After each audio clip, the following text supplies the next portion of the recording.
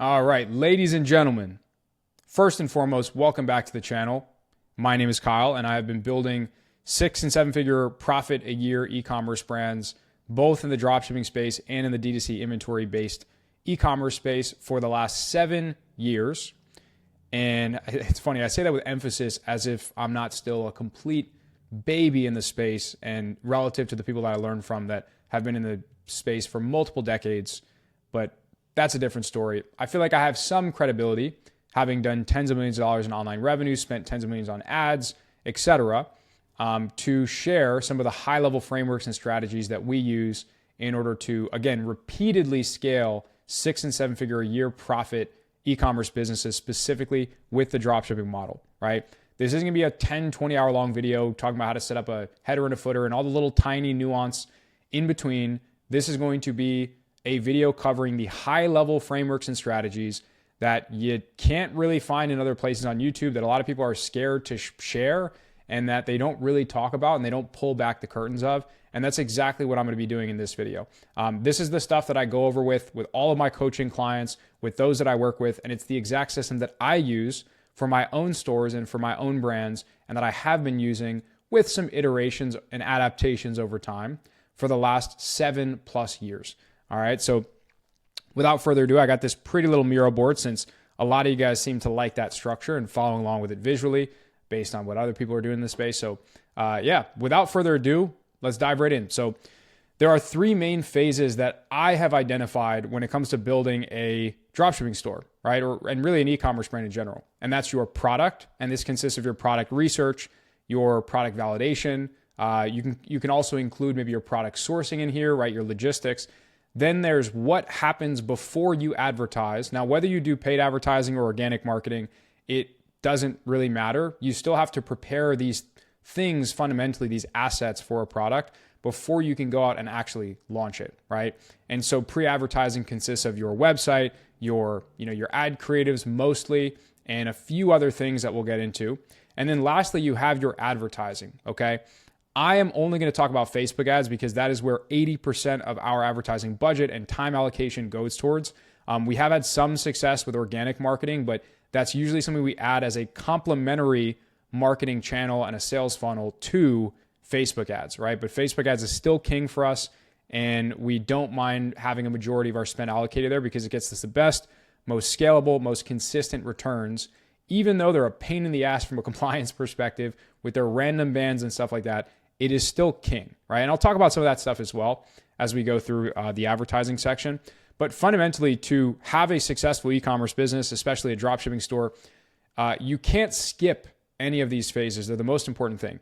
Now, I don't want to make this video super long and super complicated. And so little things like how to fulfill an order, I'm not going to show you how to do that because you could find that on YouTube, right? This is the stuff you can't find on YouTube. And so I want to give you the high-level frameworks, the high-level process to follow so you can implement these things into your business ASAP, right? Or so that you can get our help implementing this as well through my coaching and consulting company, DropSkale, which I'll touch on more on throughout the end of the video, right? So first and foremost, let's jump into the product section. So as you can see, we have 6 core criteria that we follow. And there's an extension of one of these, which I'll get into in a second, which is this one, the problem solvingness. But fundamentally, there are 2 layers that we have classified, and there's a couple of layers underneath these, but I want to chunk up a little bit and not make it too complicated for you. And layer 1, these are the absolute essentials, like you need these 3 things in order for it to be worthwhile testing a product or not, is established demand, right? And there's 2 ways that we can look at established demand, right? One is either through evidence that we have a similar product selling well for another company, right? So if I'm selling cloud slides and I see that someone else is selling cloud clogs, for example, very successfully, then I might be more inclined to sell the cloud slides because it's just a slight variation of the cloud clogs. And I see evidence that that other similar product, right? Very similar, same customer avatar, same problem that it's solving, things of that nature, is selling well for someone else. Bonus and brownie points if it's on the same channel you intend to advertise, right? So if I see that someone is crushing with a product on TikTok organic, that doesn't entitle me to have success with that product with Facebook ads, right? So it's really, really important to try to find a product that there is evidence that that exact product or a similar product is doing well on the advertising channel that you plan on selling it on or marketing on, right? The second way to identify established demand is through high volume of orders on AliExpress. Maybe there's some Amazon listings where there's a high volume of orders. Now, we don't want too many Amazon listings because that might create too much competition. But if there's 2 Amazon listings that have 500 orders each, all good star ratings and stuff like that, then that's a product that we probably want to consider selling, or at least that we know we could check off the box of established demand, right? And then kind of the final way of looking at it is thinking to yourself how big the actual market is for that product. And if it is a massive product, it's a massive market for that matter, and you can kind of pair the product that you're selling with an incredibly massive market in like a tangential space to products that have been selling well to that market in the past, then that's kind of another way to look at it, right? So either a massive market where there's a tangential or a complementary product that's doing well, or some type of revenue profit data, maybe the number of ads in the ad library, et cetera, that a brand has for a very similar or even the exact product, okay? That way you don't have to like pioneer that product, and you don't have to take the risk of whether or not it's going to work because you know that it's already proven in the marketplace, right? Now, the second pillar of layer 1 is going to be good unit economics. Now, what does good unit economics mean, right? Because this means something different for different people. And for us, it means 2 things. We need to have a 25 USD markup or more, and we need to have a 3x multiple markup or more for it to be worthwhile for us to sell, okay? Not one or the other. So if you can only get a 3x markup, but you can't get a $25 markup, or if you can only get a $25 markup, but you can't get at least a 3x multiple markup, then we would not consider that as a product that's worth testing, okay? Why? Because a good CPA with Facebook ads and even TikTok ads is around 20, 25, 30 bucks. So if you're less than what a really good CPA would be, right? Acquisition cost per acquisition, cost per purchase, whatever you want to call it, in a dollar value markup, then you're shit out of luck when it comes to profitability, right? Like you're not going to have anything left over to actually put in your pocket to reinvest in the business, have a better customer experience, or get any type of competitive advantage that more cash flow brings you, right? Now, with the multiple markup perspective, the reason why we put that in place is because a good return on ad spend on Facebook, TikTok, et cetera, is around a 2. So if you just doubled the cost of your product as your selling price, but then you get a 2 return on ad spend, which is notoriously and universally understood to be a pretty good ROAS, then you're not going to be profitable, right? You're going to actually lose money after other ancillary costs like transaction fees, refunds and chargebacks, and all of that fun stuff, right? So again, just tell yourself $25 or more, 3x multiple markup or more. So again, let's say it's a $10 product. We can't just sell it for $30 because we get that 3x markup, but we don't get that $25 value markup. Very, very, very important to distinguish the two. Now, if I have a $10 product, I might not just want to sell it for $40 because yes, that's a 4x markup and it's a $30 markup, so it meets the criteria.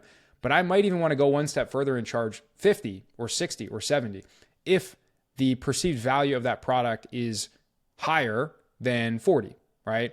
So we have amazing offers that are running right now very profitably where we get it for $20, sell it for $80, right? Where we get it for $30 and we sell it for $120.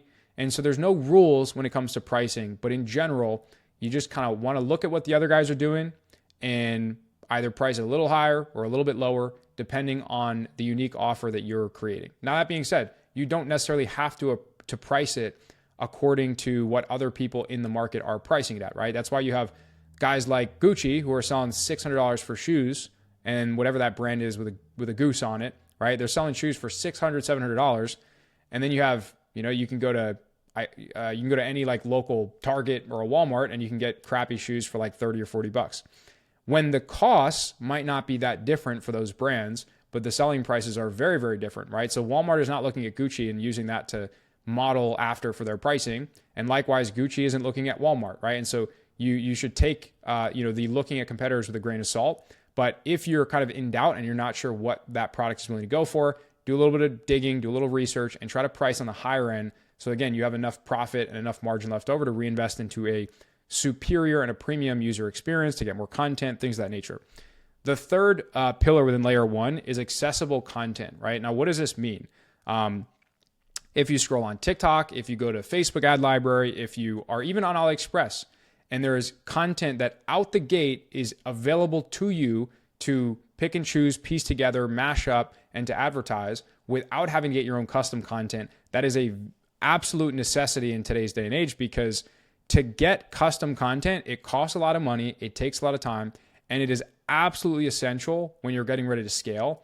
But to just test a product and to get proof of concept, you just need to scrap up enough content from the interwebs to get proof of concept, to get some bites, to get some initial sales before committing to a full-fledged ad creative acquisition and content acquisition system, right? And so either you have to have amazing AliExpress images or even videos on AliExpress from the supplier that you can use in order to advertise that product. You have to have a lot of competitors. Maybe it's a product that's on like TikTok Shop and there's a lot of affiliates that created content for the product.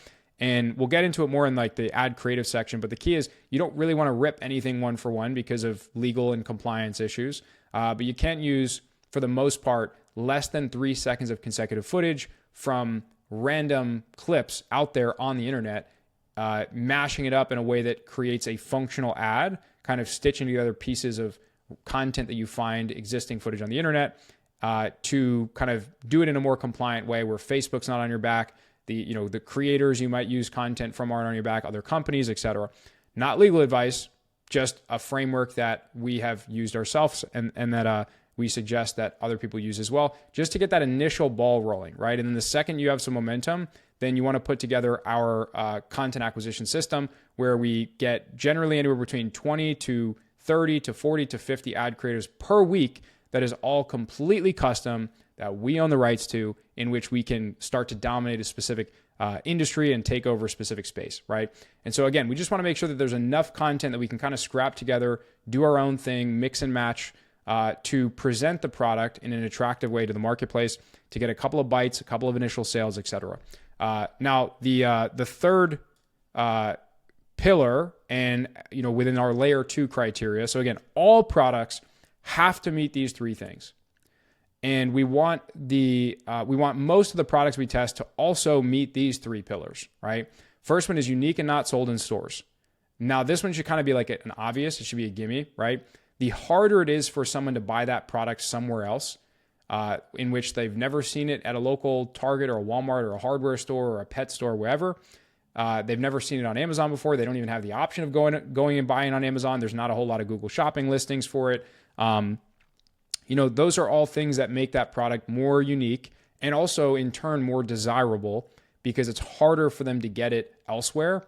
And so you want to make it feel as though you are the only place that they can purchase that product from, right? And that will increase likely that you get that sale instead of having them go and shop around in other places or remind themselves like, hey, you know what? I saw this exact product or something really similar to it in Target. So I'm just going to wait and buy it next time I see it there. You don't even want to give them the option of doing that. So it has to be super, super unique, something that they see, they get really excited about, and they get FOMO to where if they close out of that ad and they don't buy it right now, or at least add it to cart or save the link somewhere, they might never, they feel as though they might never get the opportunity to buy that product ever again.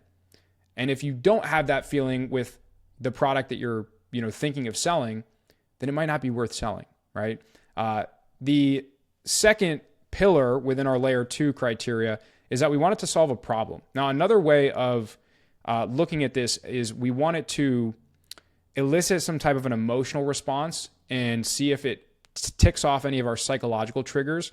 Now, we have like 10 different psychological triggers that are kind of within our trainings that go over why people buy, right? And we talk more about consumer psychology and we go a little bit deeper into it. But when we pull back up to the surface level, we just want to ask ourselves, like, is this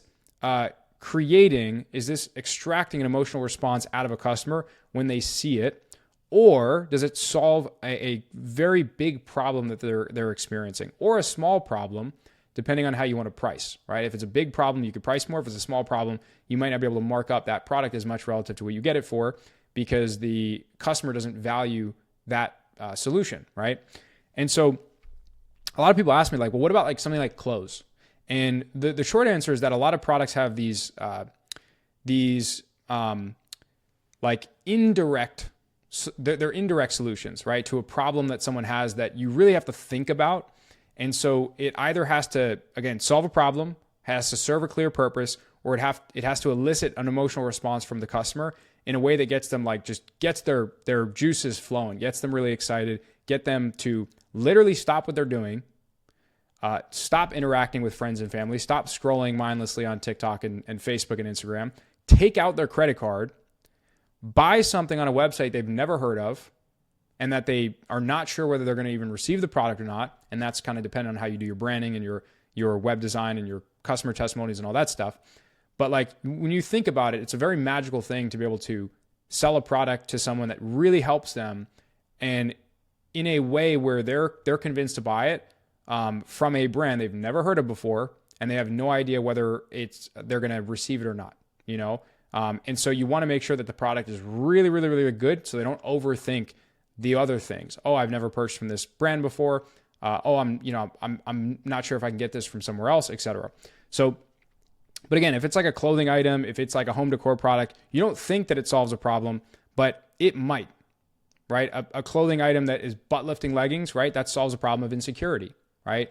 It's not that it solves a problem in the sense of, like, if someone has back pain, you know, you give them a posture corrector, right? That's a more obvious one. But like an indirect one is, let's say you have a really fancy, expensive home decor item that is of a character that is from the 80s, right? Someone might buy that based on the psychological and emotional response that they have for looking at something that's nostalgic, right? And so it fills that void, right? It serves a clear purpose. It elicits an emotional response, and it kind of solves an indirect problem that they want to be more interconnected to their childhood, right? Or their past. And then lastly, we have low risk. And this one's not like as important. I mean, it is important, but you want to make sure that logistically and ad compliancy wise, the product is not producing a ton of risk, right? So you want to stay away from things like weight loss products. Definitely nothing like sexual organ enhancements, if you know what I'm talking about, right?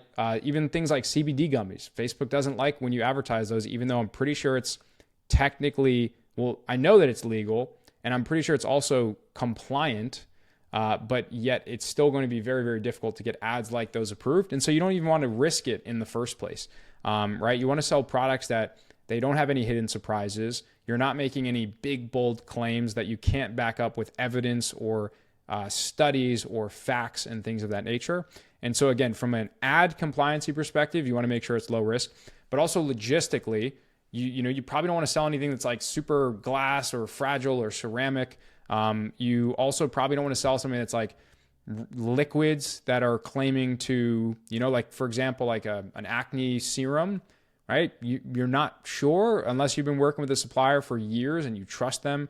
You don't know what the hell is in that thing or how a long shelf life could impact the formula. And you don't want to risk a customer having issues, especially like physically health-wise from a product you're selling. And so try to sell products that are kind of simpler, self-explanatory. You want them to be unique, but you don't want it to impose too much risk on you, on the customer, on the business, or the supply chain, the ads, etc. So that's kind of what we mean by low risk. So now that you have those kind of criteria in the back of your mind, what's the next most important thing when it comes to product research? So knowing what to look for is the most important thing. Knowing where to look for it is going to be the second most important thing, right? Because we have methods where the products will literally just come to you and they'll fall in your lap if you kind of play your cards right.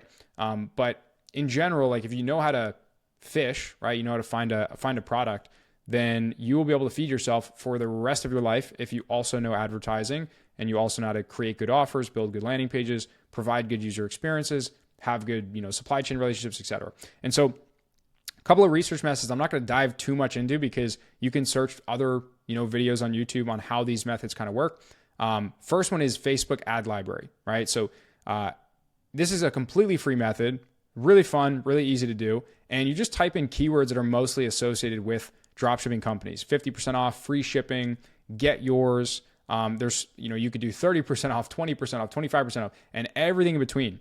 And you'll notice that like you'll get products like these every now and then. These are custom like pet puzzles that will kind of pop up as inspiration. Now, whether you sell that exact product or it just gets your brain going to where you think of other types of products that you could sell that are similar to this. For example, custom pet puzzles, right? Because these are just like general ones. I would go one step further and go on AliExpress and see if I can find custom pet puzzles. So now I'm like really niche down, and it's a product that it meets all of those criteria we just talked about. As long as the margins are there, as long as we can market it in a way that it feels like it solves a problem or it hits one of those psychological triggers we talked about, then this is a very, very viable method. It does take time because you're going to get probably 80% of these ads that aren't even e-commerce products that we can sell. And then of those other 20%, you want to grab all of them, organize them, and then actually validate them and see whether they're worth selling. So go like one layer deeper, right? But the free Facebook ad library method is still totally viable in 2025 and beyond. You just have to get creative with the keywords you're using, get creative with the brands you're finding. And then what I like to do is take products like these and go to AliExpress, Temu, Taobao, 1688, Yuwugo, Made in China, all these different sourcing websites, which by the way, most people don't know the ones beyond Alibaba and AliExpress. But you can go and find a supplier that has these, and then you can find other products that supplier is selling, right? Or you can find other similar products to it just on those marketplaces, on those platforms, whether it's, again, Amazon, AliExpress, Taobao, 1688, Temu, etc.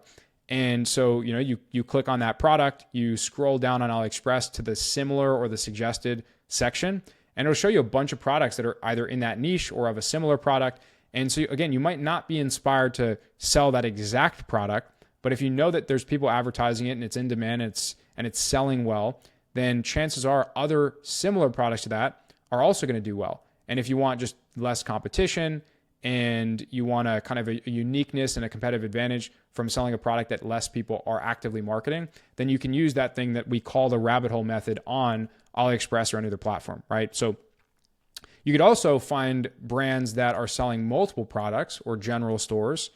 We call them hybrid stores, which we'll get to in a second. And you can see what recent products they've uploaded, because if they are a successful brand and we validate them through multiple touch points of data and they're uploading other products from their own product research vault, then why not just piggyback off of what other people are already doing and working hard for and probably spending money on people, doing research and things like that, when we could piggyback off that, market it better, advertise it better, make better content, have a better user experience, have a competitive advantage on supply chain by working with good, agents and suppliers, and sell the hell out of it, right? The second method, and honestly, my favorite one so far in, I would say, the last 9 months of us using this, where we've gotten like hit probably the most amount of winners, is Calidata, right? And the reason why Calidata is so powerful is it scans all of the TikTok Shop products that are on the TikTok Shop marketplace, and it also aggregates the data, right? So it shows you how much revenue that product did. It also aggregates the content from creators and other brands and things of that nature. And so you can see how much revenue each piece of content did.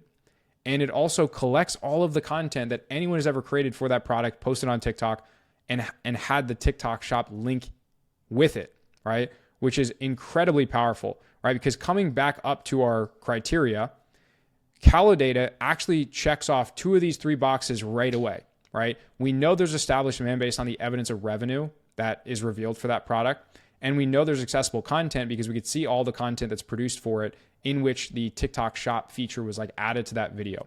The only thing that's kind of like up in the air, and it's still open for our interpretation, is good unit economics, right? So we have to look at a product, right, like this vibration plate, and we have to ask ourselves, okay, if they're selling it for $70 on TikTok Shop, I went to go source it and I'm sourcing it for $60, then is there a world where I can sell this thing for $150 or $200, right?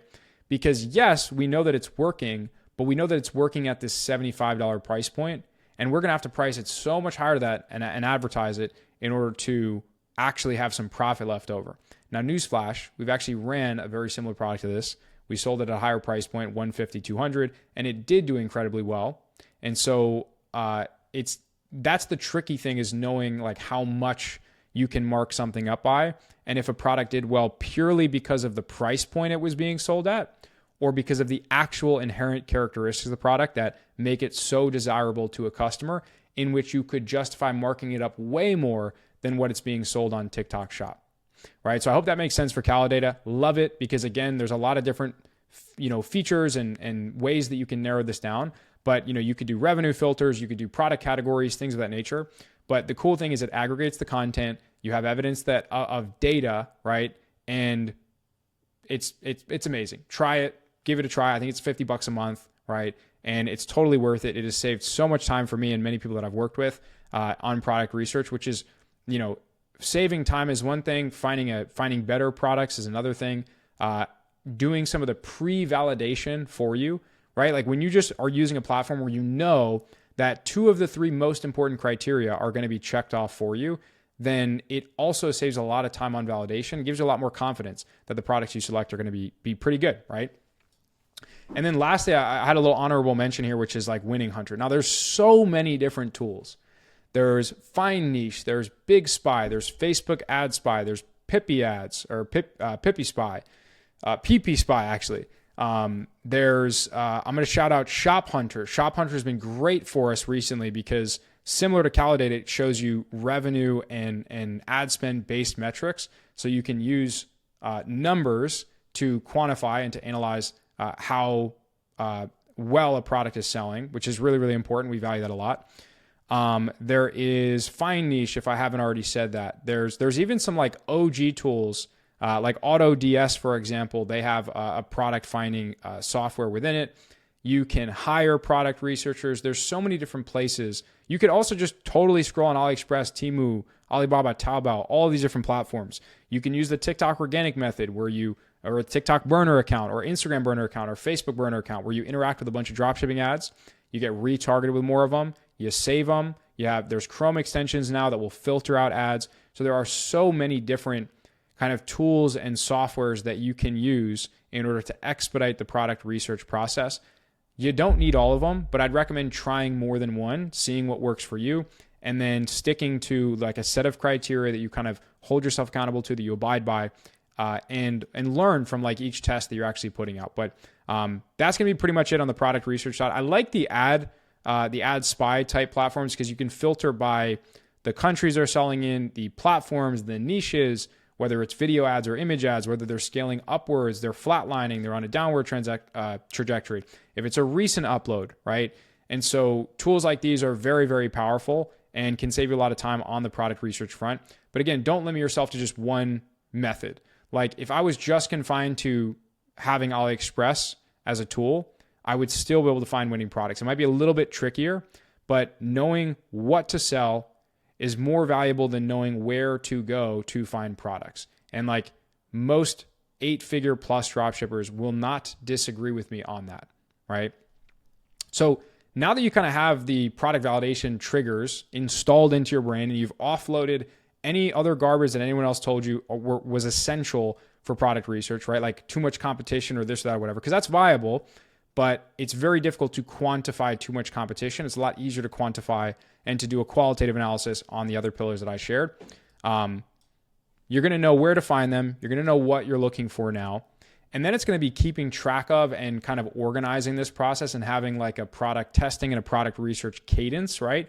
That's all super important.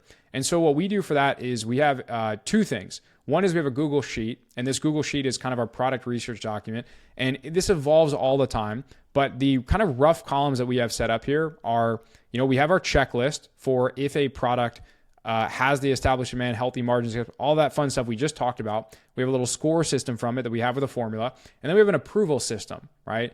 And so anyone that I work with who finds 50 products and needs direct feedback on why that product is good and why that product is bad, so it's a clear feedback loop so that they avoid wasting a ton of time and a ton of money on products that we might have already tested within our ecosystem and within our community, or that I might have tested myself, or products that just don't meet our criteria that you wouldn't otherwise know are worth testing or not worth testing. And that feedback loop and that approval process is kind of everything, right? And so you want someone in your corner who can help you, who can help steer you from right and wrong, right? And so we have our product name, we have the approval process, which you could totally self-approve once you get good at this and you see what's working well for your ad account and for your store and things of that nature. We have our criteria, we have our little point scoring system, which we try to keep as simple as possible. We used to have a really fancy scorecard in the past, and I even still have a YouTube video out that's like on that scorecard. And over time, we've found that just simplifying things makes it better. All right. So like less is more in business, simple scales, fancy fails. I don't know how many ways I could say it. And so that's kind of what we have here. And then as an extension of this, which I just rolled over to a second line, is you want to have a supplier link. You want to make sure it's sourceable.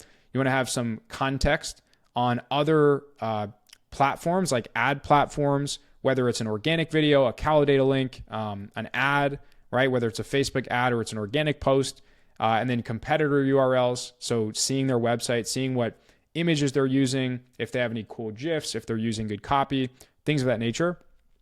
Then we have like additional, just like financial key data points, KPIs, metrics, whatever you want to call them, where we just want to document, hey, what can we get this for? What can we sell it for? What's the break-even point? Or in other words, that markup we're looking for. What's the break-even return on ad spend? And for those of you that don't know what that is, we just need a return on ad spend or an ROI on our ads that's greater than this number if we want to have any hopes of being profitable, right? And then what are our gross margins on the products that we're selling? And to get that 3x plus markup, these need to be at like 66% or higher. And then to get that $25 markup or more, we just need to make sure that break-even point is higher than 25, right? And newsflash, if the more beyond 25, the more above that and the lower our break-even ROAS is, right? So the higher our break-even point, the lower our break-even ROAS, the higher our gross margins, the better. And the more cushion we have as kind of like a cushion for learning and for fucking up, for lack of better words, right? So what do I mean by this? If I have a $10 product that I'm selling for $40, I have $30 of kind of learning cushion, right? If I have a $50 product I sell for $200, and this isn't me condoning selling higher priced or higher ticket items, as you might have heard in the past, $200 products being referred to, but by having a greater cushion or a greater multiple markup, you just have more of that little learning and experimental budget to make room for errors, because you are going to screw up a lot, right? That's part of business. And it's especially part of e-commerce. You're going to have ad account bans. You're going to have copyright strikes. You're going to have DMCA claims because you used one sentence that you pulled from ChatGPT that another brand also happened to use. And then they think that, you copied them directly when it was actually ChatGPT that copied them. But that's a whole different story. But you're going to have problems. You're going to run into issue. You're going to make mistakes, and that's okay. And the bigger of a budget that you have, or rather not budget, but a bigger of a break-even point and bigger of gross margins that you have, the more room and cushion you'll have for learning and for making mistakes and making those errors and still coming out better on the other side. All right. So that's what we do for product research. You list them all out, you dump them out. And most people that I work with that want to have success in a 12 to 16 week basis, which by the way is really, really difficult. Like in any business, if someone says, hey, you're going to get rich with something in 16 weeks, it's very uncommon that you'll make even a penny of profit or you'll be profitable with any new endeavor, unless it's like a service-based business where there are no costs required. But in e-commerce, there are costs required, right? A lot of people, they think they can get into this with $100 because some guy said that you can, order a product from Amazon with $100 and make a TikTok video, go viral, make a ton of sales. It's so funny. I watched a video today and I saw in the comments and someone was like, hey man, I sold this exact product. I had a video that got 1 million views and I got 2 orders. I just want you to let that think in. And I don't want to discourage you if you've gone the organic marketing route and maybe you've even had a little bit of success, but to have 1 million views and to get 2 orders, right? And put all this time ordering products, filming, doing this and that. Yes, you're building a tangible skill of content creation, and that's a great skill to learn. But when you run ads, you're learning a multifaceted set of skills that is so much more valuable, so much more measurable, predictable, where you won't lose your mind as much because you have control over who you're reaching, where you're reaching them, what content is being shown to them, etc. And that's why we kind of prefer paid ads. But regarding the budget, right, and costs, you're going to have to invest a couple grand if you want to succeed in e-commerce. And to have that winning product within 12 to 16 weeks, it is totally possible. It is totally doable, but it requires a really good system, a really good set of processes, also team members that you can count on and that you can lean on. We have a great operations team that helps us with landing page creation, with video editing, with product research, with product launches and advertising, in which without them, we would not get the results that we do. Because trying to be a one-man team in 2025 and beyond for dropshipping is tough, right? Being a one-man team with a few contractors that you work with, a few services, is a lot easier and takes a lot of weight off of your shoulders, right? So, but anyways, on a 16-week timeline, if you're like, hey, I'm putting everything into this and I need to have a product that is having a profitable monthly run rate within 12 to 16 weeks, then what I generally recommend is having a product research cadence of 25 products a week at least, so that of those 25, let's say you had 20% of those getting approved, then you have 5 new products that are approved that you can prepare on a weekly basis. And generally it takes us anywhere between 20 to 30 products tested in order to find a winner, right? Now, a lot of people are not going to like that. They're not going to like I just said that, but it is the truth, right? If you're a seasoned marketer like myself and you make the most perfect landing page, the most perfect creatives, custom everything throughout the gate, you have 40 ads that all have different avatars and psychological triggers and stuff like that, then maybe you can pick a product and do well with it out the gate. But I'm not talking to that person. I'm talking to someone who's tested 3 or 4 products and then threw in the towel and said dropshipping doesn't work, right? Now, I have a saying that goes volume negates luck, which means that the more reps you get in, the better you will get at that thing. Even if the initial reps suck, right? You test bad products with bad ads, with bad landing pages. But one thing that will always serve you, if I had to pick between quality and quantity when it comes to product testing, it would be quantity, right? However, you need to have both, right? So I don't want you to launch a ton of low quality products. And likewise, I don't want you to launch very few amazing products, because chances are, even if it's an amazing product that you validated every which way, that you're launching great landing pages and creatives for, it doesn't entitle you to success with that product. So you need to launch a high volume, meaning 3 to 5 product tests per week or more, right? Of high quality products that are validated, that we're putting out good content for, that we have good landing pages for, and that we're really being mindful of the customer's shoes and the customer experience, okay?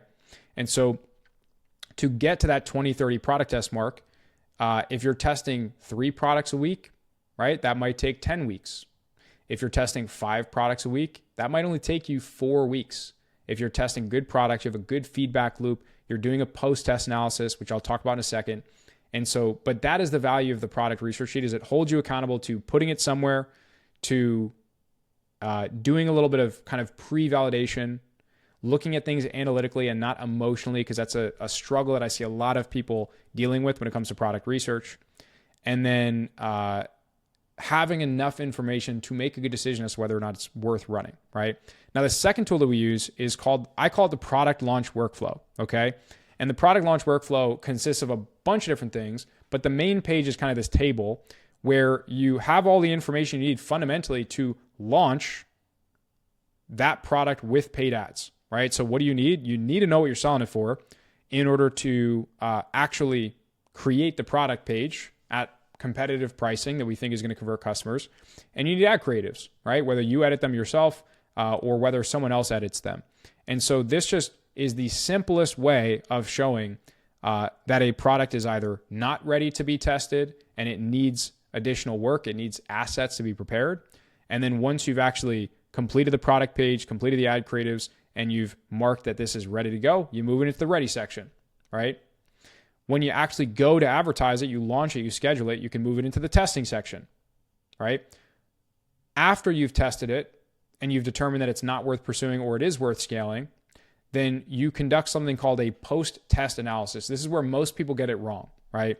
Most people completely ignore all of the data that they get for a product other than return on ad spend. Because you've heard from 8-figure e-commerce entrepreneurs with little perspective who forget when they were in your shoes, right? You just heard from them that the only thing that matters is ROAS, return on ad spend, or CPA, and making sure that both of those are within targets. And I'm not entirely disagreeing with them, but if that's the only thing you look at for each product test, you're missing out on so much learning opportunity. And right, when you spend money and the product doesn't work, if you don't properly reflect on what worked, what didn't work, what were the product characteristics, what were the conditions that you were testing it in when it comes to ad strategy, creatives, the amount of page likes you have, how frequently you post on your Facebook page, what platform you were advertising on, your product page, did you have reviews, didn't you? There are 100 variables that you can consider. And so I challenge you to just look at like the main 5, right? And if you look at 5 things for each product test that are all different from each other, or that are the same thing and that you have opportunity to improve, to make better, or to make changes, right? Because if you keep doing the same thing over and over and you expect a different outcome, you're insane by definition. But if you recognize that you're doing the same thing and then you slowly start to iterate, make changes, test new things, that's where you will find something that works successfully for you.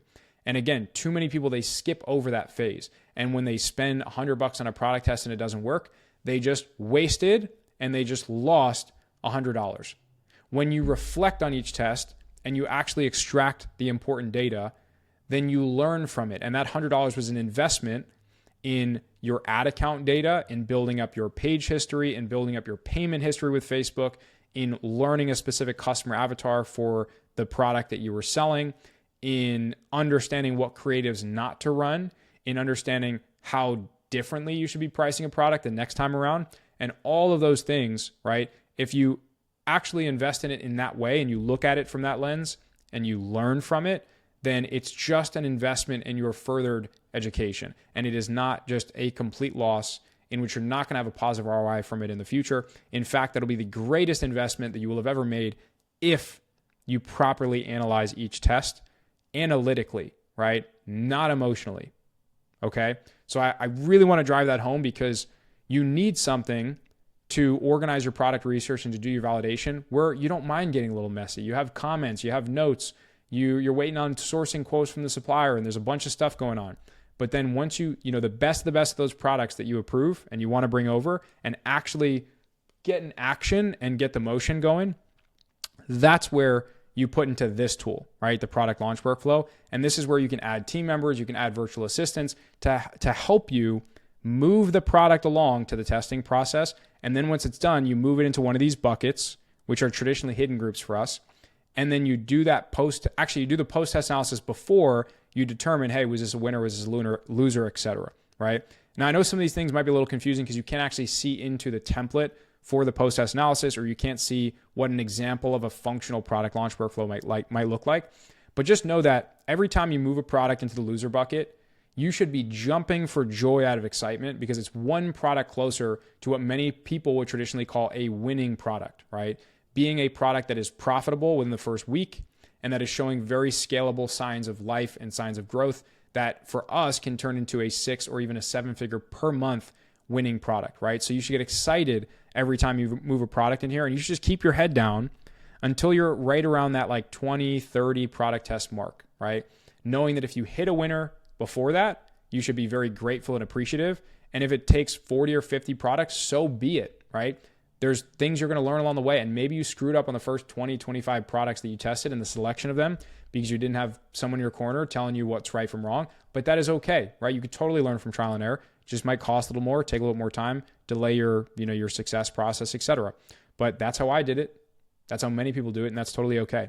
But the point is, the quicker you move products in here and the more you move in here, the more that you're due for one of these guys and the more that the universe kind of owes you one, right? Without telling yourself that the universe owes you anything, right? If you put in the work, you change your behavior for future tests so that you can iterate and you can test things, you can learn a bunch of stuff, then it will be almost impossible for you not to find multiple winning products over time, right? You might find your first one at product test number 25. But there's a very cool thing that happens once you get to that 20, 30 product test zone, right? Your ad account builds up history. You learn more as an individual. You find what product pages are working, what types of products are working, what pricing is working better, et cetera. And you go from 1 in every 5 products getting 1 sale to now 1 in every 5 products you test has profitability in the first 3 to 7 days, right? And so it just gets better and better. So you might find 1 product in the first 25, and the next 5 products you test, you find a second winner that's even bigger and that's more scalable. And that's not a coincidence, right? And I can't tell you exactly why that happens. I have many ideas as to why that happens, but just know that something magical does happen at that mark for most ad accounts, especially people testing on Facebook ads. If you test all those products in 1 ad account, right? Something very magical happens where it gets better and better and better, and you kind of earn and you become more entitled and deserving of better metrics, right? I can't quite explain it. It's some sorcery going on, but it's a real thing, right? Now, thirdly, we have our product sourcing. Now, there's many different beginner friendly kind of suppliers, agents, etc. But two that we love using is CJ Dropshipping and Best Dealer, right? CJ Dropshipping, the marketplace itself, the navigation is very similar to kind of like, if you're an OG, you kind of remember Oberlo. If you're a newer dropshipper, you might be seeing all these guys promoting Auto DS, right? I have nothing negative or positive to say about them. I just haven't used them myself, so I can't condone them. I can't recommend them. These guys, cumulatively, I've spent over $1 million on orders through, and I've spent over $10 million working with private agents. But when you're less than 10 orders a day, you want to just work with someone who you can send a quick message to. You can message on Skype, on WhatsApp, through their platform, request a quote quickly, in which they don't have any minimum order quantities or MOQs. Because some suppliers won't waste their time helping you out unless you're doing at least 10, 20, 30 orders a day, because that's how they make their money, right? They upcharge each product by $1. So if you're doing 3 orders a day, they're like, why am I going to spend hours sourcing this product, negotiating with manufacturers, taking people out to dinner in China? Because that's what really happens throughout the process sometimes,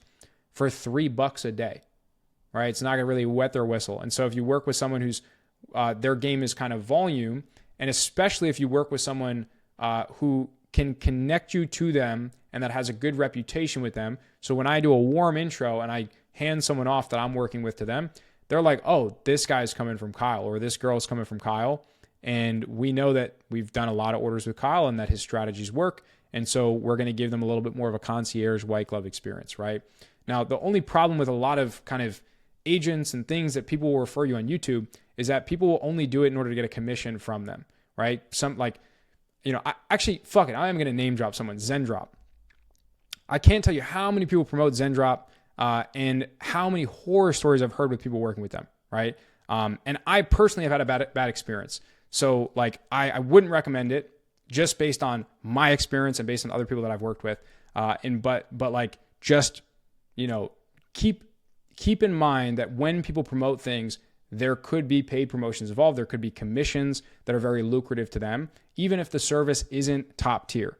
I will never personally recommend a service that I haven't personally used and had an amazing experience with, or that someone very close to me, a business partner, a friend, a client, et cetera, has used and had an amazing experience with, regardless of commissions and negotiations of all of that stuff, because I keep my integrity above anything else. And not many people can say that in this industry. And so I have actually used these companies, recommend them, and I would put my back on the line for them. So if you use them, you have problems, I want you to come straight to me. I'm going to go straight to the lead people at these companies, and I'm going to complain to them and make sure that they right their wrong if that's the case. But I promise you that's not going to happen, right? And so again, less than 10 hours a day, you got guys like CJ Dropshipping, you got Best Dealer. I have heard mixed things about Auto DS. But again, I'm not going to support or deny them because I haven't used them myself.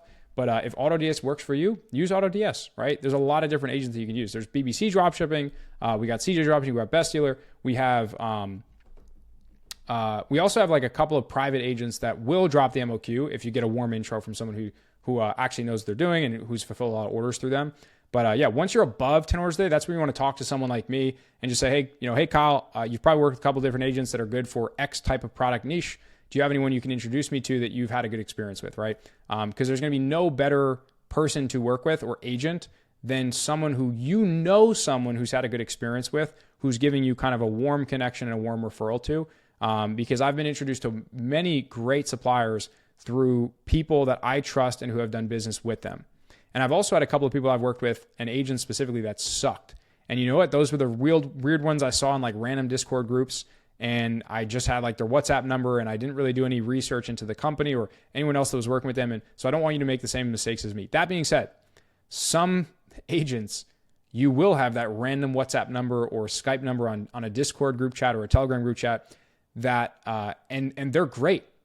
They're amazing. They handle everything for you, and you're wiring someone $20,000 from China that you've never talked to on the phone. You don't even know what they look like. You don't even know what their company name is, but you're trusting that you're doing good business with them based on some 18-year-old who sent you a contact in Discord.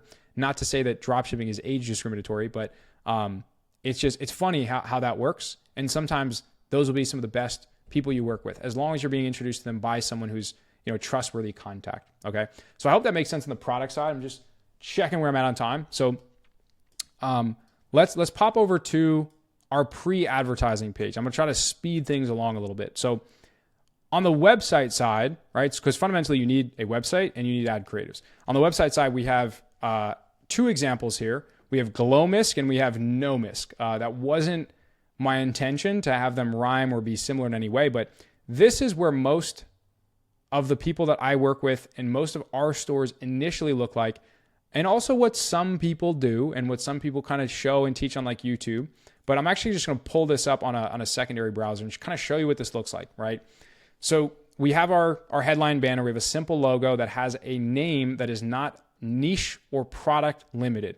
So I'm not doing puppy eye mask or puppybed.com where I'm limiting myself to a niche, especially in the beginning when I want the flexibility to test multiple products. I'm keeping it a broad and universal name where I could sell a couch, I could sell a pen, I could sell a mouse, I could sell a chair, and it does not matter what niche, what type of product I sell. No one's going to question what I'm selling, right? Names like Nike, Adidas, West Elm, things of that nature, where they don't really have any underlying meanings. Maybe they do in like Latin or in Greek or something, but you kind of get the point. Keeping a generic, generally as few letters as possible, .com or .co domain, those are the ones we go for. And it's hybrid in the sense of I can have 20 products, 30 products on my store, but I'm just bringing them to one product page where they can't navigate the rest of the store. They can't see those other 20 or 30 products because I'm only bringing them to this one place. So you might have heard of one product dropshipping or one product stores.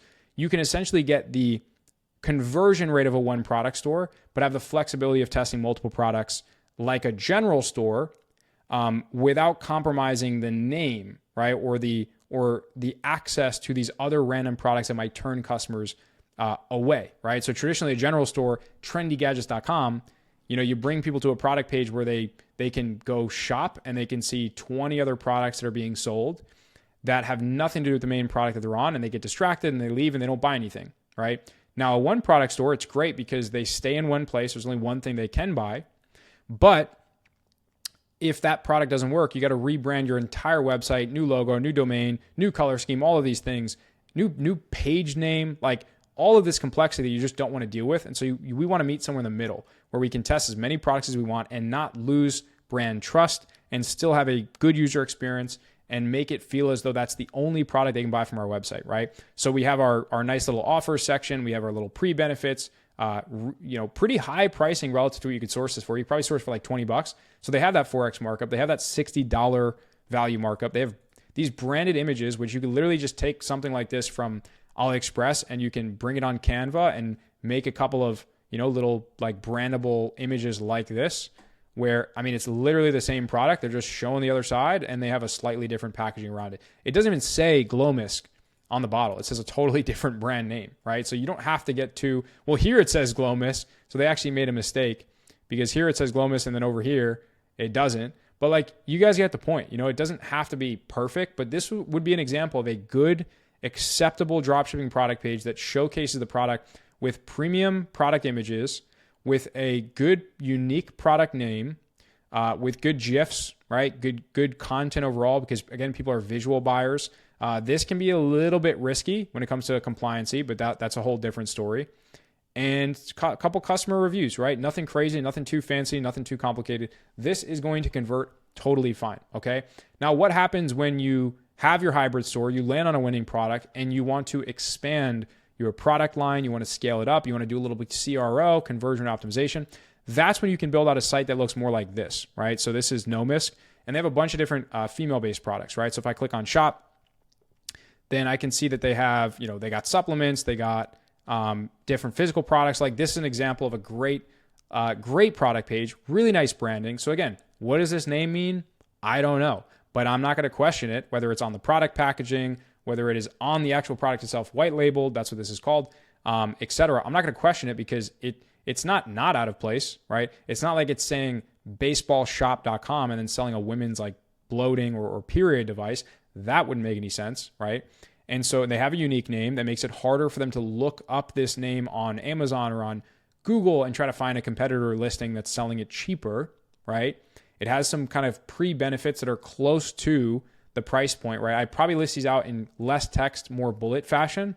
If I were just giving this brand some advice, maybe have a compare at price that's a little bit higher so that you show that, hey, normally we sell it at a higher price point and we're genuinely providing a discount on this product. Now, you can't do that all year round. That would be illegal.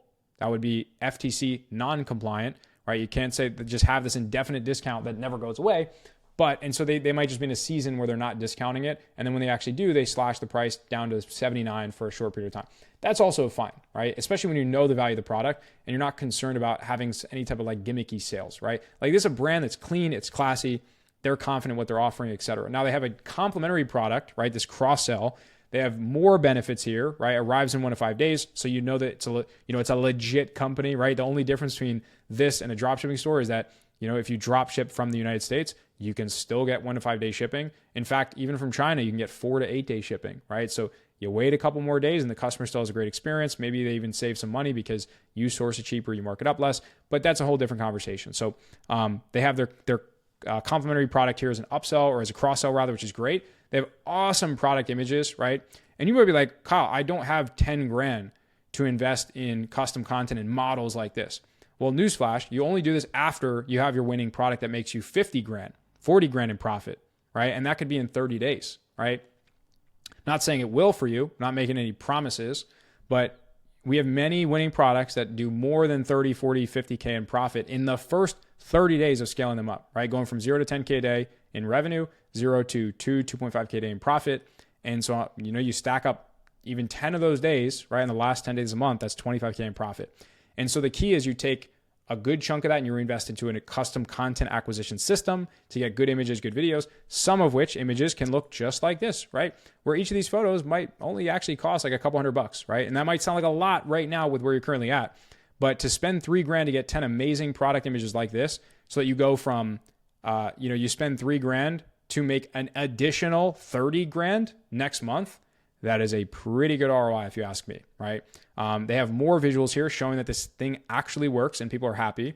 And this is something called like the group association theory, which says that humans like gravitating towards groups. They like feeling like they're involved in something bigger than themselves. So the key is when you show people here, not only are you proving that the product actually works, but you're allowing them to feel this sense of belongingness where like, oh, this is my tribe. Like I can get this product and feel like I'm a part of all these other women and I could share it with my friends and then they can get it.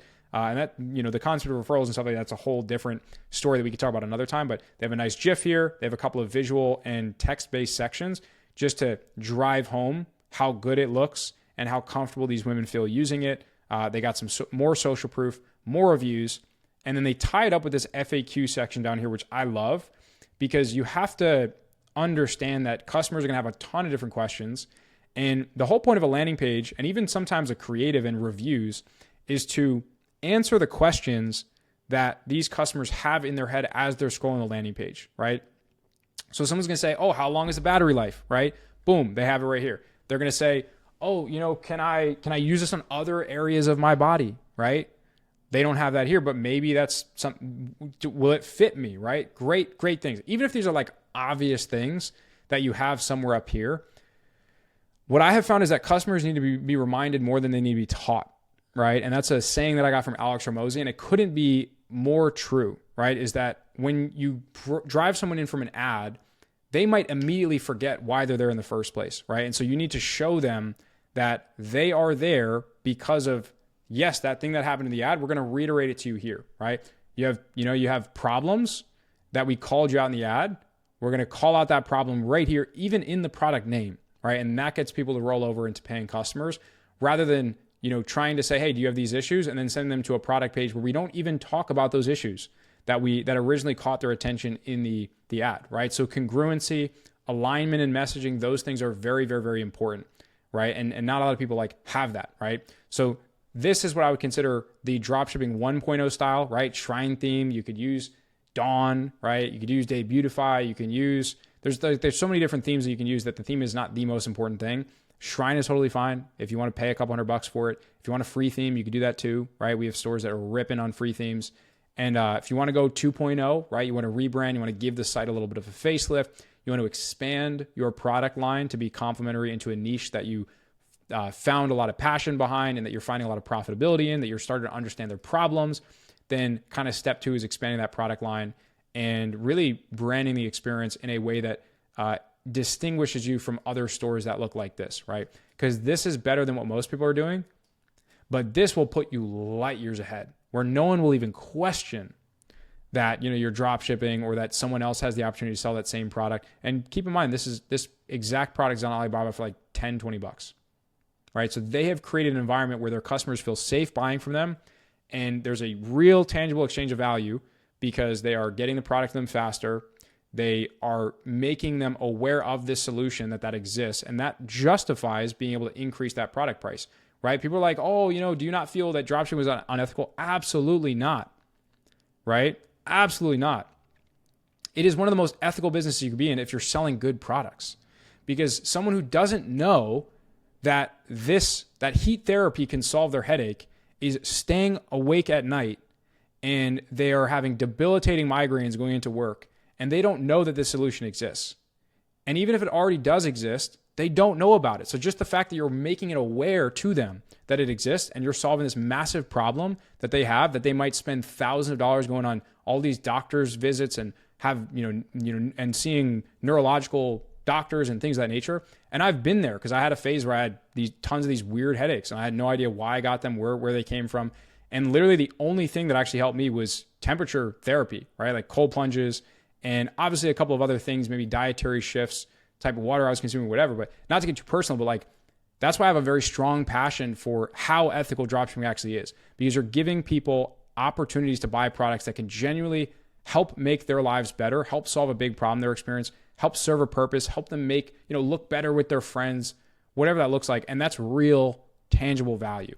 Even if they can get a similar version or the exact version somewhere else for cheaper, if they wanted to waste a couple hours online looking for it. And just that couple of hours looking for it is probably not worth their time, where they'd rather just pay you that little upcharge, right? That's your service fee that is exchange of real value, right? Now, next up, we have our ad creative process. I'm going to skip through this a little quicker. So ad creative is the most important thing, right?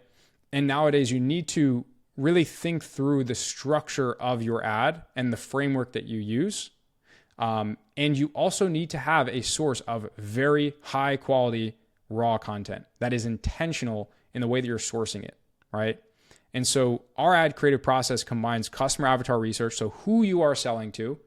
So in the case of the period cramp device, right? We want to write out all of our different avatars. We have our young avatars, middle-aged, maybe older, mostly females. Don't come at me if you swing both ways or however that looks. But essentially, you have who you are selling to and doing deep research on that person, understanding why they do the things they do, what problems they're experiencing, stuff like that is very, very important when it comes to crafting your ads. The second thing that's important is how you're going to specifically speak to that avatar. So you have a specific avatar, and so that's ideating who your avatar is. But then you have a specific way that you're speaking to them, and not just to the entire group of people that might be interested in this product, because that is not what scales, right? Creatives at scale, you speak to one specific person and you are marketing to them in one unique way. So for example, let's say we're going after new moms, okay?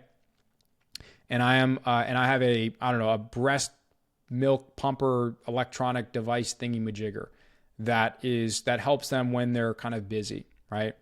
So I have my new moms and I say, hey, are you a new mom that is looking to have an easier time with breastfeeding? Then you need to check out this product. And you do so when you combine those things with very good editing and high quality raw content from maybe a mom influencer or something like that, or raw content that exists. Now, the problem with that is that those new moms that's a really big avatar. It's not super specific. It's better than saying, moms, but you're saying new moms, a pretty big market, and you're saying, do you want to, make it easier to do this thing? That's a pretty vague angle, right? If I said, hey, are you a new mom who doubles as a professional in the workplace, right? Are you a professional new mom who's trying to juggle her career and her new child at the same time? That's a specific avatar, right? And that would catch my attention if I was a new mom that also was a professional in the workplace, right? Might that exclude people who might still otherwise buy the product? Sure. But that's not our goal is to speak to the person who we know is going to, pay us the most money, who is going to get the best benefit out of the product. And we could have those as two separate avatars we're marketing to. And so I'd rather have the people that might have otherwise purchased say no if I can get more yeses from the people that I'm speaking directly to. So, hey, are you a professional working mom, or a mom that's a new mom by day and a professional by night, or a new mom by you get the point, right? So you have your specific avatar, and then the unique marketing angle is, hey, do you want to show up and do you want to show people who's the boss and who can be a great mom at the same time? Then you need to be able to get every last second back that you're wasting doing new mom tasks that you can be, that you can solve through technology and things like that. Probably want to word it a lot better than what I just said, because being a new mom is one of the greatest honors that a woman can probably experience in her entire lifetime. And I'm not trying to devalue, degrade that in any way, but you basically want to say, tie in the fact that they are a professional in the workplace who also happens to be a new mom. And then don't just say you want to save time. You want to save time because you'll be able to perform better, and you'll show that boss that you're not only the best hire while being the best mom, but they'll be waiting for a promotion on your lap when you get back, because you showed how much determination and grit that you had while juggling all these things, right? And this will allow you to save time in order to get that, right? People don't think that deep. But when you think that deep as a business owner for your marketing angles, it will elicit this response, this emotional response from your customer that's like, wow, he gets me. Wow, this brand, this product is going to solve the exact thing that I'm experiencing. That's scary, but take my money, right? And that's essentially what we want to do. And so we love to use AI to be integrated into our ad creative workflows when it comes to scripts, hooks, ideas for creators we should be sourcing, things of that nature. We can lean on AI, right? We don't have to do everything ourselves. We don't have to be expert copywriters. I sure as hell am not, right? And that is how we're kind of ideating these creatives. Now, when it comes to editing, that's a whole different story, right? So we can take raw content from places like TikTok, from places like Calidata, from Facebook, from AliExpress videos, from like YouTube and different sources. And we can edit that on tools like CapCut. We can throw in some AI actors and AI creators from tools such as ArcAds, where we take the raw content we have, we bring it into one place, we throw in an AI creator, we do some screen recordings of scrolling our product page, and we are able to produce very high quality ads, a very high volume of high quality ads without ever having to actually order any type of UGC or anything like that, which can be very costly.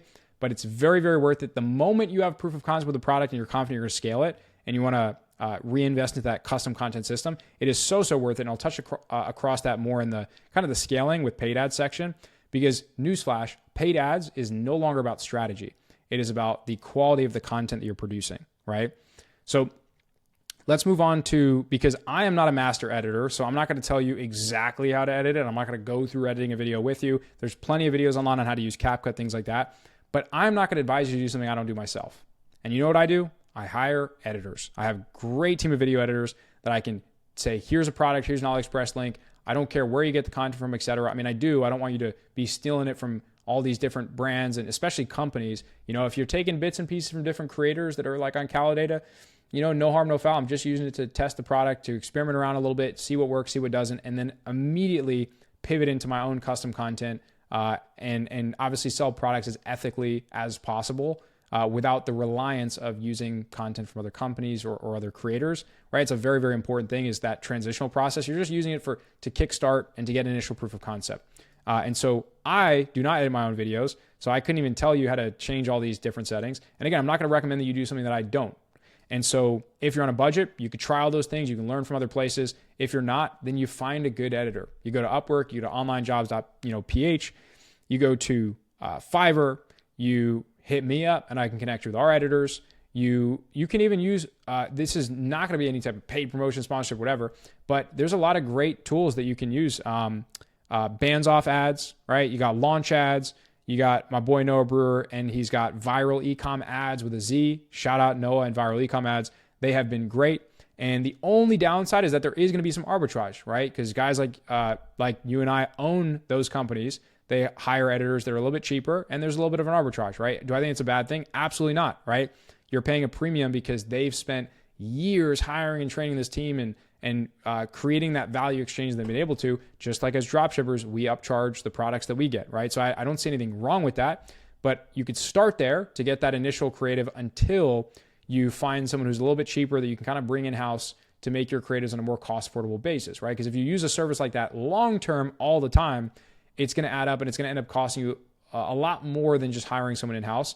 But it's a great place to get started with, right? Launch ads, bands off ads, viral ecom ads, especially with a Z. I want to just give them a quick shout out. Again, never done any type of like paid promotion or sponsorship with them.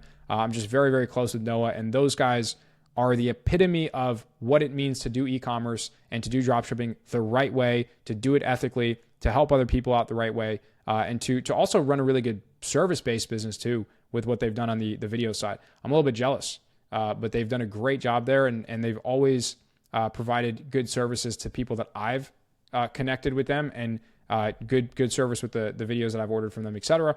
So couldn't recommend those guys enough. But again, long-term, try to find your own in-house video editor. That's going to be the most effective way of going about this kind of editing process. And, you know, we'll get into it in the ad section, but again, high quality and high volume of product tests, but also, and even more importantly, high quality and high volume of ad creative tests when you're testing a product, right? Because some people test product with like 3 ads and they're like, oh, it didn't work.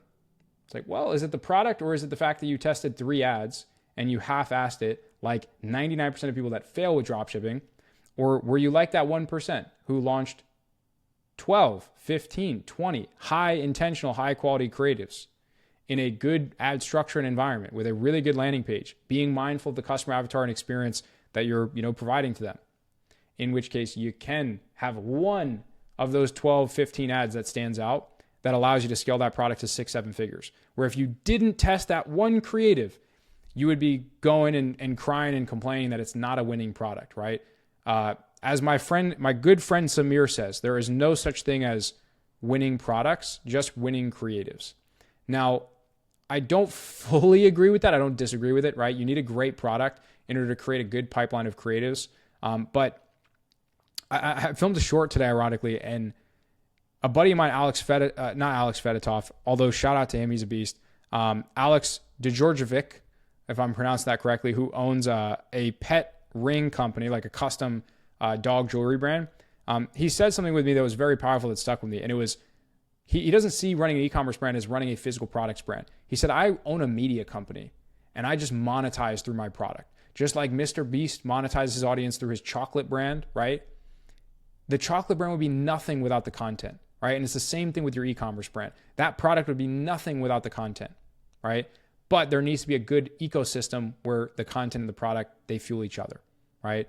Now, let's get into advertising, all right? So I hope this has been incredibly valuable so far, this hour and 12 minutes. I think I got like 20, 30 minutes before I had to get a little hard stop here. But on the advertising side, we're going to get into this, and this is going to be some of the most powerful stuff that you hear, although don't get too hung up on the strategy, right? This part's going to be fun, but let's get into it, right? So when you go to test a product, what does that look like, right? So we have our ABO, our ad set budget optimization, that we like to do initial tests with. And to be clear, it doesn't matter whether you do an ABO or a CBO, because we're really only running one ad set in this stage, right?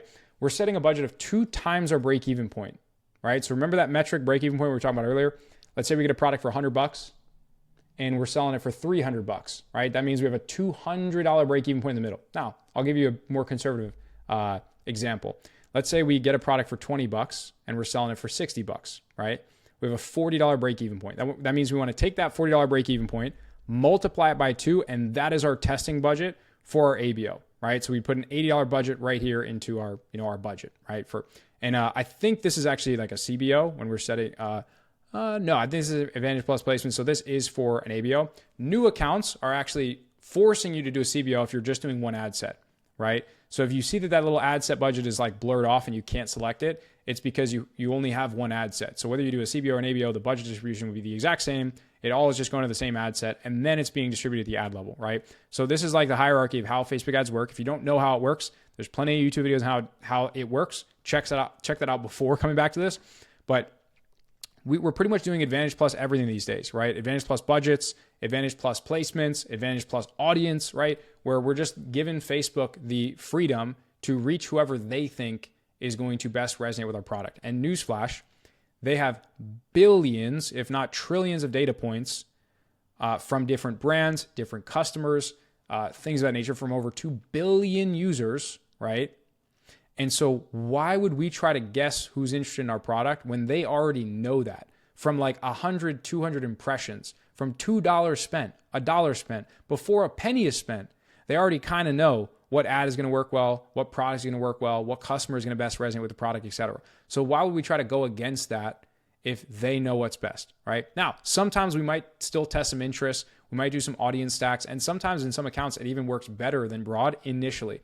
But long-term, broad targeting or advantage plus targeting is the way to go. And when I say broad, I just mean no interests, right? So you're not confining them to say, hey, I'm selling this women's period cramp device. I'm not just going to target women, women who are who love eating or love fast food, who maybe think that they're bloated because it's their period, but maybe they just eat like shit. That's a different conversation. I'm not just going to target them. I'm just going to target all women. And you know what? I might even target men and women, because Facebook will do its thing and only target women, or it'll target the boyfriend who keeps getting complaints from his girlfriend and who likes buying his girlfriend things because he's a great boyfriend. I should probably do more of that myself. Note to self. But, that boyfriend now who gets the ad has been so like laser targeted, and Facebook knows them so well that they're going to even buy that product for their girlfriend, their wife, whatever, right? So again, advantage plus budget would be CBO. But whether you do a CBO, ABO, it doesn't really matter. We usually start with ABO because it gives us the flexibility of launching more ad sets with more creatives over time.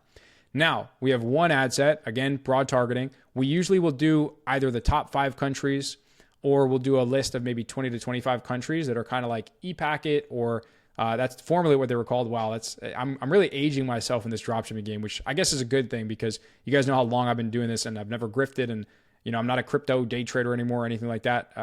I said anymore, that's funny. I'm not a crypto day trader. I didn't, go do day trading in stocks or whatever, pivot to TikTok Shop, Amazon FBA, whatever. Not saying there's anything wrong with that, but like I've been doing this for 7 years. And I have many more years to learn and many more people to learn from as well. But ABO, one ad set, broad targeting, top 5 countries or upwards of 20 to 25 countries that are shippable, that have good economies, etc. I'm not going to list all of them out right now. I think there's a recent video on Instagram that I made that if you want to go pop over, scroll through, find it, I actually DM you the country list that we use, the exact one. So if you want, go over to Instagram, find that, and find that, DM me, however I'll get it to you. And as you can see, we're going to test anywhere between like 3 to 5 individual ads generally for our first round. Now, there might be 50 ads that you can kind of pull from, or there might be 50 ads you can create, and we might start with just 5, right? Maybe we'll start with 10, or we'll start with 15, in which we might structure this a little bit differently.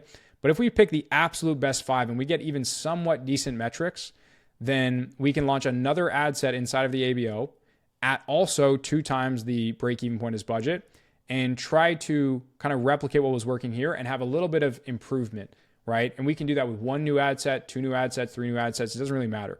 But by launching those additional ad sets and those additional creative batches, we're giving ourselves and we're giving Facebook more at-bats at home plate, right? So if you've ever played baseball, you know that you're probably not going to get a home run on your first swing. You're probably not going to get it on any of your first 5 swings. But if you're a really good player and you're doing all the right things, then 1 out of 15 at-bats, you might hit it hard enough to get a home run, right? So statistically speaking, the more creatives you launch, the more at-bats you get, the more likely you are for one of them to be a home run. And that one creative can make you 5, 10 grand a month in profit if you properly nurture it, right? If you make other variations of it, if you sell it in the right markets, to the right audiences, with the right budgets, you scale it properly, you understand how to analyze the data and make iterations based on what's going to allow this ad to actually sustain scale long-term. You add it on other marketing platforms and channels, et cetera, long-term. And so, but the initial testing strategy is going to look something like this, right? And whether you deviate from this a little bit in different directions, it's not going to make the world of a difference. These guys right here are the most important thing. Picking the absolute best laser-focused 5 ads. And if you launch this and in the first 24, 48 hours, you're like break even, or even at a slight loss, or maybe you're a little bit profitable, then that's your cue to not just sit back and relax. Like, you haven't won, newsflash, that's just phase 1 of like 20 phases of scaling to 6, 7 figures. You launch more ad sets with more batches of creatives, and you analyze what went well about that one, and then you get more content like that, and then you get custom content like that. So you take your top 3-5 ads that are actually performing, and I'm getting ahead of myself a little bit, but like it's not rocket science when you get into it. You just have to test stuff. And if there's one priority in testing, it's testing the creatives, right? So let's go to the scaling strategy, okay? So in our scaling strategy, it's actually quite simple, right? We take the best of the best creatives. So we've conducted all of these multiple ad sets with multiple batches of creatives in each. And over time, we're going to find at least like 3 to 5 ads that are crushing it, right? And we bring those into either a CBO, that's broad, high budget, or into an Advantage Plus shopping campaign, which in my 2+ years of running these campaigns, I still don't really know how to explain it. It's just relinquishing a little bit more control to Facebook on the audience side, leveraging your existing customer data as opposed to just freeballing it and doing broad targeting. But it's pretty damn similar to just a regular broad CBO. It's just called an Advantage Plus shopping campaign. And that's what some new ad accounts are like even defaulting you to. And most ad accounts are trying to push you to do Advantage Plus shopping. And so, but we mainly just use this for scaling, right? So again, either a broad Advantage Plus audience CBO or an Advantage Plus shopping, which also kind of acts as more of a CBO. But yeah, I'm not even going to begin to try to explain like what this is because I still don't really understand it, but we use it, and it's the only variable that you can really change are your ads, right? Which is kind of a beautiful thing because in general, that's the main variable we're going to be testing this whole time is the ads. And so again, either of these is totally fine. Now, the minimum budget we will set this as is usually around 7 times our break-even point. The reason why we do 7, and actually it might even roll into something we call the target CPA. So I don't want to get too ahead of myself, but like break-even point is the number that you need to stay below in terms of a cost per purchase to be break-even, but we don't want to be break-even. We want to be profitable. So we can plug in a bunch of different calculations. We have a proprietary KPI calculator where we plug in some numbers and it tells us what our 20% profit return on ad spend is, right? That might be our target. Or if we want 25%, 30%, 15%, depends on, your desire, your risk tolerance, et cetera. So let's say we have a $30 break-even point, but our target CPA is like 20, right? That's where we really want it to be for it to be worthwhile and for us to have enough profit to where we're actually excited every single day, right? We have enough reinvestable cash flow to hire a better team, reinvest in the customer experience, all that fun stuff, get more content. And so if it's like a $30 target CPA, then we take 30, we multiply it by 7, we get a $210 budget. I would just round up to like 250 for sake of easy math. The reason why is because Facebook has this thing called the learning phase, which means that Facebook will not optimally learn your audience, the creative, serve it to the best possible customers unless you give it enough budget and it has enough data to get to that 50 conversions per week mark. So 50 conversions divided by 7 days in a week comes out to 7 conversions a day. If you want 7 a day at your target cost per purchase, or even at your break-even point, then you have to sell it at 7, or you have to set the budget at the campaign level to 7 times that break-even point or target CPA, whichever you want to use, or higher, right? So a lot of times we'll even set this to 10 or 15 times that number, because the higher of a budget, the more competitive your bid is in the auction, and generally the better quality traffic you get, right? Facebook kind of has this bell curve where you'll start with a high return on ad spend at a low budget, and then you slowly increase the budget and your return on ad spend lowers as you start to scale. But then you find this part, like this weird place, amazing place, where you increase your budget a little bit more, like more aggressively, and then you unlock a higher quality customer group and you have a more competitive bid in the auction, and then your ROAS actually starts to go back up again, right? And with the CPA, it's the opposite, right? It starts with a low CPA at low spend, you scale up a little bit and you get scared because that CPA increases. But then if you push your boundaries just a little bit more, right, you scale a little bit higher in terms of budgets, then that CPA is going to come right back down, right? And then it's a matter of figuring out how to sustain that CPA, right? This is what Advantage Plus shopping campaign looks like. This is what the creative looks like if you want to do the flexible ad format. So we do a lot more flexible format ads when we're scaling because we take our best creative variables, we combine it together, and we let Facebook decide what combination is going to best resonate with each individual customer that we're showing this to, right? So we can add up to 10 media, up to 5 primary text, 5 headlines, 5 descriptions. And we like to follow something called the 3-2-2 method, which is popularly very well known in the last like 3-4 years in the D2C and the e-commerce space, where you do 3 pieces of content, generally the same type of media, like 3 images or 3 videos or 3 GIFs, 2 primary texts, and 2 headlines. Don't ask me why. We've split tested it. Many other people have split tested it. And for some reason, that combination just seems to be working well. It might be different in your account. So I always encourage you to test different things. But if you're in doubt, you can launch 3 videos, 2 primary text, 2 headlines. And by doing it as a flex ad, you don't have to duplicate the ad 3 times, right? So when it's a flex ad, like this flex ad 1, you have 3 creative assets, you have 2 primary text, 2 headlines, and the 27 or however many variations of ads that can create all housed in like this one mega ad, right? And that gives Facebook a lot of at-bats within this one ad creative. Now, if you have a couple of those, and then you have a couple of singular ads that are doing really well, where it's just 1 video, 1 primary text, 1 headline, and you pull them all together, your best of the best stuff, into this scaling campaign, that's going to serve you a lot, right? And you turn off the ads that don't work, you rotate in new winning creatives that you find from your testing, your creatives testing sandbox campaign that started as a product test, but now it kind of molds and it forms and it takes shape as a creative testing campaign. And those are really the only 2 campaigns that you ever need if you wanted to keep the media buying simple, right? There are more things we do to try to accelerate the scaling process and to test different things and segment audiences and stuff. But for the most part, if you just wanted to be a 2 campaign type of guy, you wanted to be a chill dude media buyer, you could if you had really, really good creatives. Okay, so that's pretty much the entire scaling strategy. Lastly, we have our ad creative engine. So it wouldn't be right of me to talk about ad scaling without talking about creative, because your strategy means nothing if you have bad ad creatives. And so when we create our ad creative engine, it looks something like this, where we have a brief. And if you don't know what an ad creative brief is, it's just a document or a thing where you organize and you articulate ad ideas in a way that you can share with a content creator who's going to film raw content for you, right? And so as you can see, this is all stuff we might share with a creator where we say, hey, this is the avatar we're going after. Here are the details of the brief. Here are how many B-rolls I want, call to actions, all this stuff. Here's some instructions on how to, shoot the content, right? Here's some reference videos that I want you to keep in mind while you're filming it. Here's the purpose of it. It's for ads or organic, etc. And so it's really, really, really important to understand that it is almost inevitable for you to work towards something like this ad creative engine over time, right? That's just what we call it. And we have an ad creative workflow on Notion that kind of pairs with it that I'll get to in a second. But you need to have these ideas articulated in a way that are very clear to an editor and that are very clear to a content creator. And I'll show you how the team structure that we use looks like. But in reality, you can learn how to do this yourself.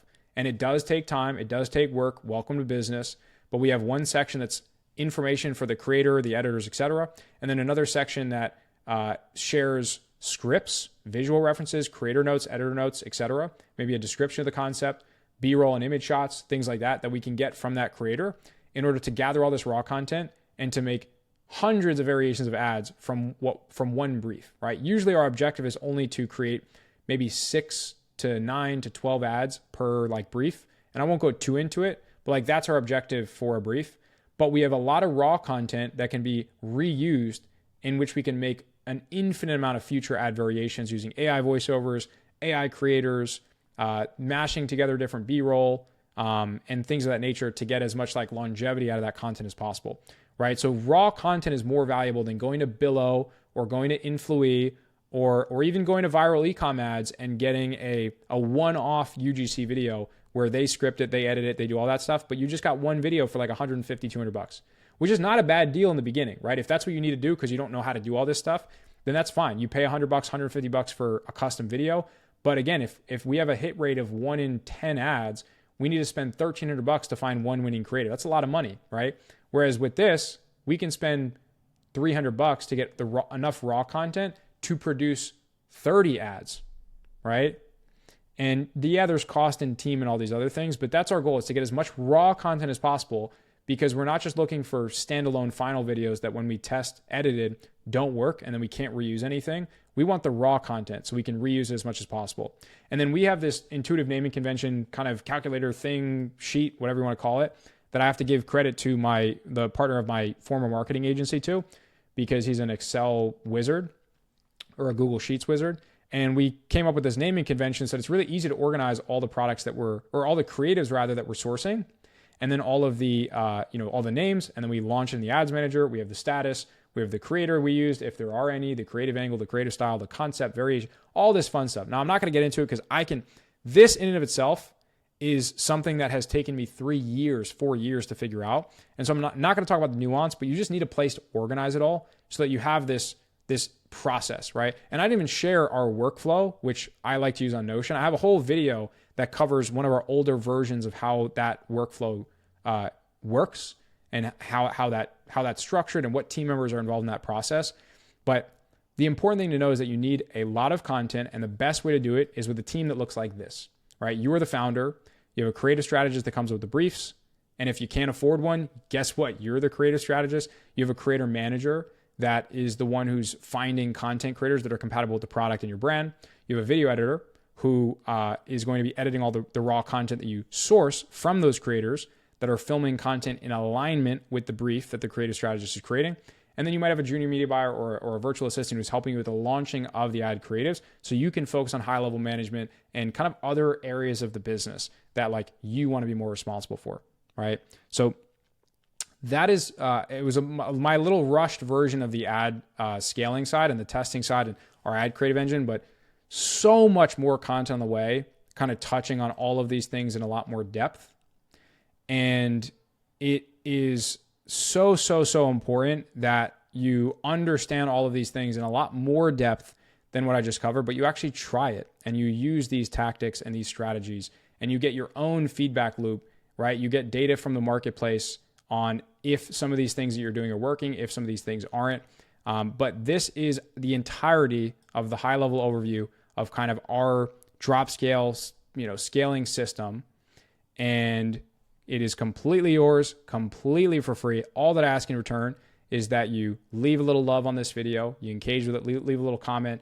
Let me know if you liked it, if you didn't like it, what things you want to see more of, what things you want to see less of, and leave a little like, right? And if you want to work with me one-on-one, you want to work with my extended team, you want to join our community of badass e-commerce entrepreneurs who are scaling to $1,000 a day, $10,000 a day, $20,000 a day, $30,000 a day, and beyond, then shoot me a DM on Instagram, right? My DMs are always open. You could DM me the word DropSkale. That is the name of my coaching company because we combine the scrappiness and my love of dropshipping and the leanness of it with the high-level systems and strategies that I learned from my former marketing agency, Scale Brands with a K, in which we worked with brands that scaled to upwards of $10 million a month, right? So I swallowed my pride. I worked with some of these companies, and I learned so much. And I try to apply that into the systems that we use for dropshipping brands so that we have a competitive advantage over other people that don't really know what they're doing, right? We got guys that are doing, again, like $5,000 a day that are replacing their full-time jobs, making $100,000 a month in profit, making $50,000 a month in profit, and some people who are just starting out, right? So if you join and you're just starting out and you want to talk to someone who's a couple steps ahead of you, there's nothing more rewarding than kind of working alongside someone else and helping be a part of a community where you help other people along the way.